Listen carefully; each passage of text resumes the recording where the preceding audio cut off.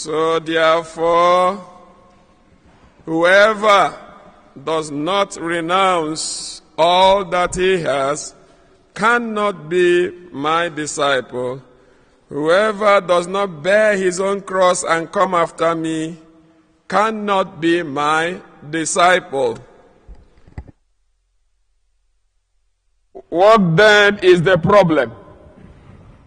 What is the problem? The problem is in the first reading.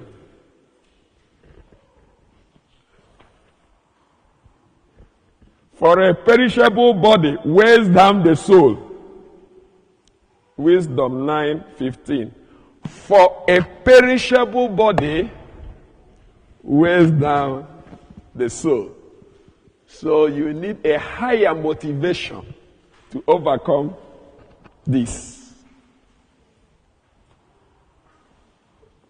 When the trumpet of the Lord shall sound, and time shall be no more, and the morning breaks eternal, bright and fair. When the saved of earth shall gather over all the other shore, and the roll is called up yonder, I'll be there. When the roll is called up yonder, when the roll is called up yonder, when the roll is called up yonder, when the roll is called up yonder, I'll be there. Let us labor for the Master from the dawn till setting sun. Let us talk of all his wondrous love and care. Then when all life is over and our work on earth is done, and the roll is called up yonder, I'll be there.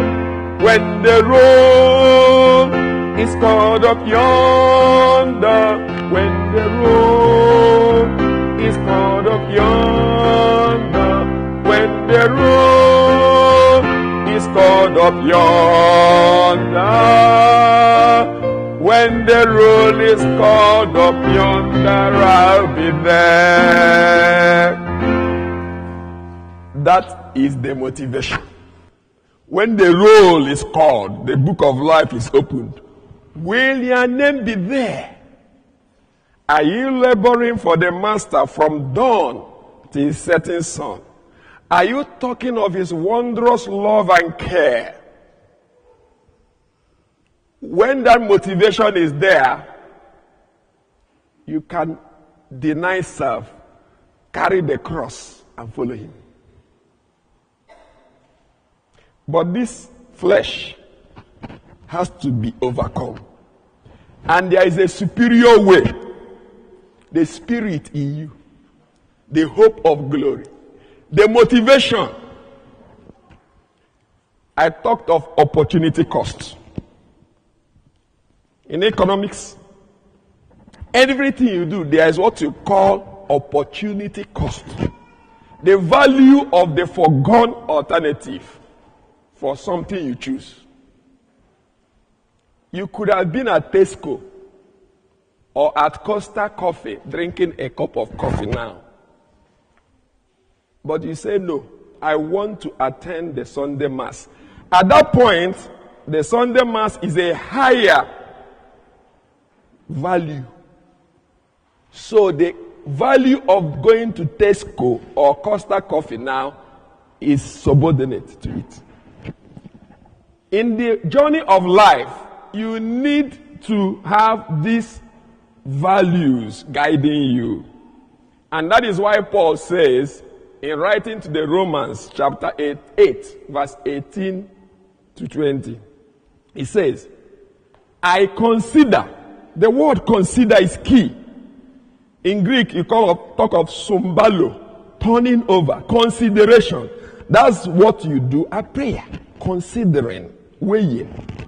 I consider our present sufferings, that our present sufferings are not worth comparing with the glory that will be revealed in us. That means the glory is within you already. With your baptism, the Father, the Son, and the Holy Spirit has made their home in you. Christ in you, the hope of glory. Colossians 1:27. If you are aware of that glory within, the result is pure joy. And that joy will enable you to overcome. Now he said, the present suffering are not worth comparing with the glory that will be revealed. For the creation waits in eager expectation for the children of God to be revealed. There is something you are enjoying. The freedom of the children of God. The freedom of those who have the Spirit. 2 Corinthians 3:17 says, where the Spirit of the Lord is, there is what? Freedom. And we with unveiled faces gaze on the image of Christ. And we are transformed from one degree of glory to another degree, until we become that which we gaze on, contemplating the crucified. We are following him to Calvary. We are following him to Jerusalem to be crucified. But on the third day, he will rise again. You sleep, you wake up, you take it for granted. This is the daily miracle of life, reminding you of dying and rising.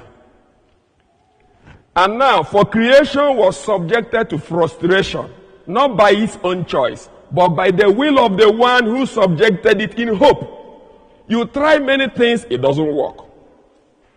Look at the word. Upon all the peace meetings, there is no peace. Doesn't it tell you there is an unseen hand governing this universe? The good, the bad, the ugly. The grace of God is at work everywhere, forcing you to get tired of your frustrations and embrace him. And he says, creation itself will be liberated from its bondage to decay and brought into the freedom and the glory of the children of God. So every decision you make involves a trade-off. So the opportunity cost is nothing compared with the weight of glory. But now, we have a leader. Fixing our eyes on Jesus, the author and finisher of our faith, who for the joy that lay in the future, willingly underwent the cross. You will hear that in the Eucharistic prayer too. Beloved, are you guided by the four last things? Death, judgment, heaven, and hell. They are real.